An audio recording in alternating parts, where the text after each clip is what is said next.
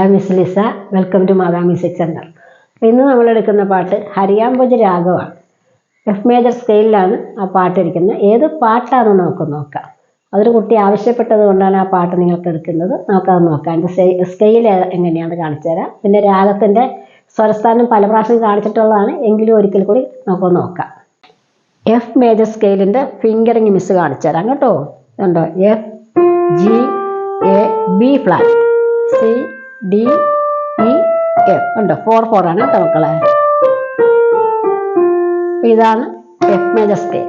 പക്ഷേ F major scale ഇപ്പം നമ്മൾ വായിച്ചില്ലേ, ഇങ്ങനെ വായിച്ചാൽ ഇത് ശങ്കരാഭരണം രാഗമായിട്ടേ വരികയുള്ളൂ കേട്ടോ മക്കളെ. ഇതൊരിക്കലും ഹരിയാംബോജ രാഗത്തിൽ വരികയില്ല. പക്ഷെ നമ്മൾ എന്താ ചെയ്യുക, നമ്മൾ ഇവിടെയാണ് നമ്മുടെ ഷഡ്ജ. കണ്ടോ, അപ്പൊ ഷഡ്ജ ഇവിടെ വരുമ്പോൾ ഇതിങ്ങനെ നമ്മൾ ഓർഡറായിട്ട് വായിക്കുന്നത്. അതുകൊണ്ടാണ് ഇത് എഫ്. പക്ഷെ ഇതെന്തുകൊണ്ട് നമ്മൾ എഫ് മേജർ എന്ന് പറഞ്ഞാൽ ഇങ്ങനെ ഒരു ഫ്ലാറ്റ് വന്നാൽ അത് എഫ് മേജർ സ്കെയിൽ മാത്രമായിരിക്കും കേട്ടോ. അപ്പോഴങ്ങനെ അതുകൊണ്ട് എന്നുവെച്ചാൽ നമ്മുടെ ഇതിൽ അങ്ങനെ ഉണ്ട്. അപ്പോൾ നമ്മൾ സ്കെയിൽ പറയുമ്പോൾ ഇത് വന്നാൽ എഫ് മേജർ സ്കെയിലാണ്. പക്ഷെ നമ്മുടെ രാഗം, പക്ഷെ രാഗത്തിൽ കൂടിയാണ് ഇങ്ങനെ പോകുന്നതെങ്കിൽ ഇങ്ങനെ പോയാൽ ശങ്കരാഭരണം രാഗമാണ്. പക്ഷെ ഇങ്ങനെ നമ്മൾ വരുമ്പോൾ ഇത് ഹരിയാംബോജ രാഗം. പക്ഷേ ഇതിൻ്റെ അകത്ത് ഇവിടെ ഒരു നോട്ട് കയറി വരും കേട്ടോ. അപ്പോൾ നിങ്ങൾ തെറ്റിദ്ധരിക്കേണ്ട, ഇത് ശങ്കരാഭരണം രാഗമാണെന്ന് വിചാരിക്കേണ്ട. കാരണം ഇവിടെ കൈശികി നിഷാദമാണ്. പക്ഷേ കാകളിലോട്ട് കയറുന്ന ഒരു ഭാഗം വരുന്നുണ്ട്. അത് അല്പപ്രയോഗമായിട്ട്, അത് ടച്ചാണ്, ഇങ്ങനെ കയറി വന്നിട്ട് പോവും. അവിടെ വലിയ മെയിൻ ക്യാരക്ടറൊന്നും ഇതിനില്ല കേട്ടോ. റോളെല്ലാം ഇവിടെയാണ് കേട്ടോ. അത് ഇപ്പം നമ്മൾ ഇതിൻ്റെ സ്വരസ്ഥാനം കാണിച്ചു തരാം. ഞാൻ പല ഇതിലും കാണിച്ചിട്ടുണ്ടായിരുന്നു, എങ്കിലും ഒരിക്കൽ കൂടി ഇപ്പം ഇതിൽ കാണിച്ചു തരാം. ഷഡ്ജം, ശ്രുതി ഋഷഭം, ആന്തരഗാന്ധാരം, ശുദ്ധ മധ്യമം, പഞ്ചമം, ശ്രുതി ദൈവതം, കൈശികി നിഷാദ, ഷഡ്ജം.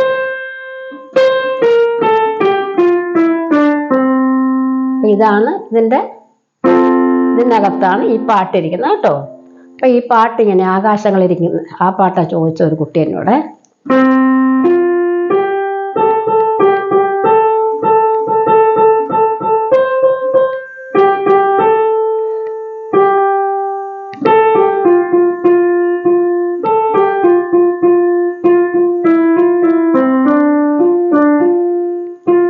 ഇതാണ് ഫസ്റ്റ് ഇങ്ങനെ വായിച്ചു കഴിഞ്ഞപ്പോൾ സെക്കൻഡ് വരുമ്പോൾ ഇങ്ങനെ.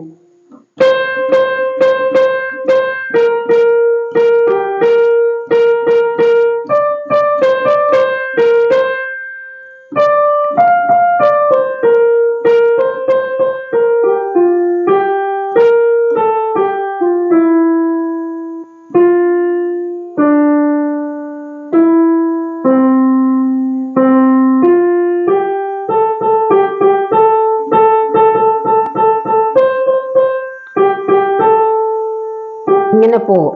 പക്ഷെ ഇവിടെ ഈ പാട്ടിന് ഇവിടെ ഇങ്ങനെ എടുക്കുക, അതായത് ഇങ്ങനെ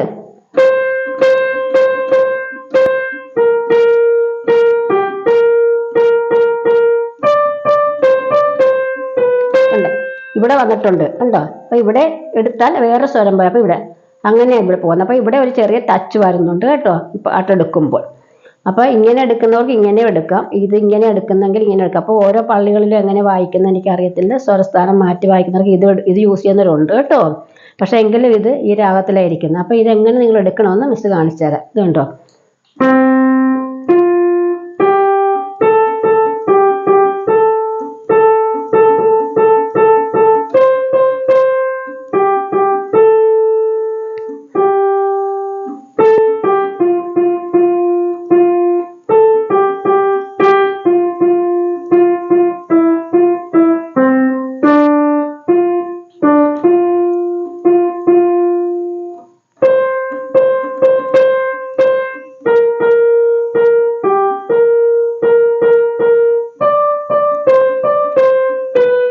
ഇങ്ങനെ എടുക്കുന്ന പാടുന്നവരെ ഞാൻ കേട്ടിട്ടുണ്ട്, ഇങ്ങനെ പാടുന്നവരെയും കേട്ടിട്ടുണ്ട് കേട്ടോ. അപ്പോൾ ഇവിടെ നിങ്ങൾക്ക് തൊടുന്നുണ്ട്, കുഴപ്പമില്ല. അപ്പോൾ നമ്മൾ ഇങ്ങനെ ഇപ്പം ഈ പാട്ടിങ്ങനെ തിരിച്ചെടുക്കുമ്പോൾ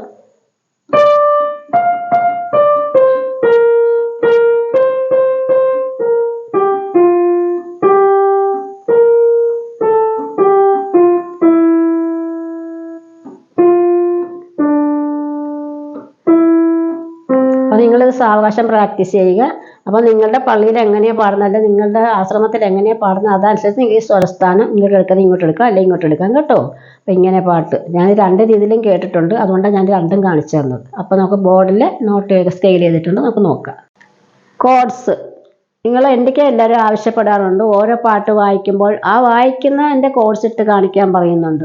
പക്ഷേ നമ്മൾ മിക്കവാറും എഫ് മേജർ സ്കെയില് കുറച്ച് സ്കെയിലിൽ പാട്ട് വരുമ്പോൾ അതിൻ്റെ മാത്രം കോഡ്സ് കാണിച്ചാൽ എന്താ സംഭവിക്കുക, ഞാൻ പഠിപ്പിച്ച കോഡ്സ് തന്നെ വീണ്ടും വീണ്ടും നിങ്ങളെ കാണിക്കേണ്ടതായിട്ട് വരുന്നുണ്ട്. അതുകൊണ്ടാണ് ഞാനിപ്പോൾ ഓർഡറായിട്ട് നിങ്ങളെ ഇത് നമ്മുടെ ഓർഡറായിട്ടാണ് ഇങ്ങനെ ഓരോ ഇതും പോകുന്നത്.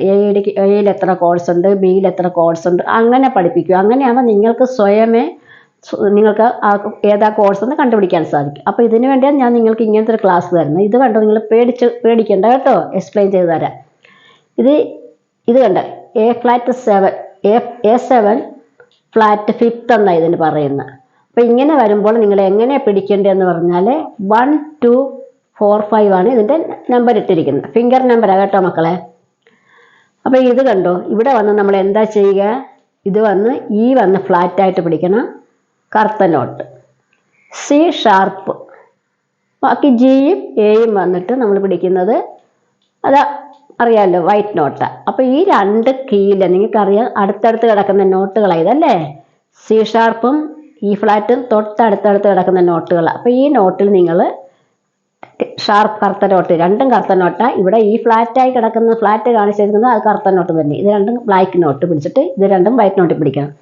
അതാണ് A7 ഫിഫ്ത്ത് കേട്ടോ. അപ്പം അതതിൻ്റെ വരും. ഇത് കണ്ടോ, ഷാർപ്പ് ഫ്ലാറ്റ് വരുമ്പോൾ അതിൻ്റെ എതിരായിട്ട് വരുന്ന ഓപ്പോസിറ്റായിട്ട് എന്ത് വരും, നമുക്കിത് വരും അല്ലേ, ഷാർപ്പ് വരും. അപ്പം ഇത് ഫ്ലാറ്റ് വന്നു, നമ്മളിവിടെ ഷാർപ്പാണ് കേട്ടോ. A7 ഇതുണ്ട്, ഷാർപ്പ് വന്നിട്ട് ഫിഫ്ത്തിൽ കിടക്കുവാണ്. അപ്പോൾ ഇതെങ്ങനെ വരുമ്പോൾ എന്താ സംഭവിക്കുക, ഇവിടെ നമ്മൾ വന്നിട്ട് ഈ ഫ്ലാറ്റ് പിടിച്ചത് ഇവിടെ ഈ ഷാർപ്പ് കാണിച്ചിരിക്കുന്നതാണ്ടോ. നിങ്ങൾക്കറിയാം ഈക്ക് ഷാർപ്പില്ല അല്ലേ, ഉണ്ടോ, ഈക്ക് ഷാർപ്പില്ല. ഈക്ക് ഷാർപ്പിനെന്ന് പറഞ്ഞാൽ നമ്മൾ ഇങ്ങനെയുള്ള നോട്ടുകൾ നിങ്ങൾ മേലോട്ടുള്ള ഗ്രേഡുകൾ വരുമ്പോൾ കാണാൻ സാധിക്കും. ഈ ഷാർപ്പ് ബി ഷാർപ്പ് എന്നെല്ലാം കാണും. അപ്പോൾ നിങ്ങൾക്ക് അത് ഒരു ടെൻഷനും വേണ്ട. ഈ ഷാർപ്പ് എന്ന് കണ്ടാൽ നിങ്ങൾ എഫിലേക്ക് കയറി പിടിക്കുക കേട്ടോ. അപ്പോൾ ഈ ഷാർപ്പ് എന്ന് പറഞ്ഞാൽ എഫ് ആണ്. അല്ലാതെ നിങ്ങൾ ഈ ഷാർപ്പ് തേടി എങ്ങും പോകേണ്ട. ഈ ഷാർപ്പ് എന്ന് കണ്ടാൽ ഈയുടെ ഫ്ലാറ്റെ പിടിക്കരുത്, ഷാർപ്പ് എഫ് നോട്ടിൽ പിടിക്കുക.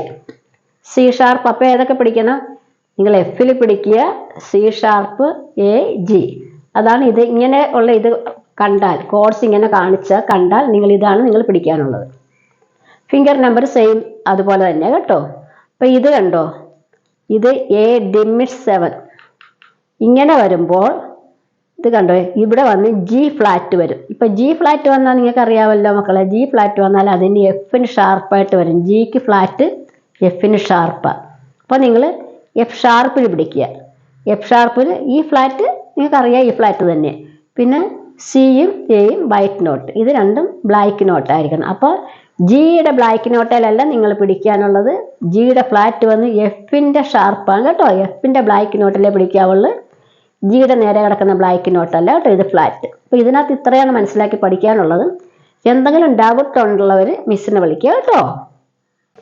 അപ്പോൾ ഇനി അടുത്ത ക്ലാസ്സിൽ നമുക്ക് വേറൊരു പാട്ടും വേറൊരു രാഗവുമായിട്ട് കാണാം.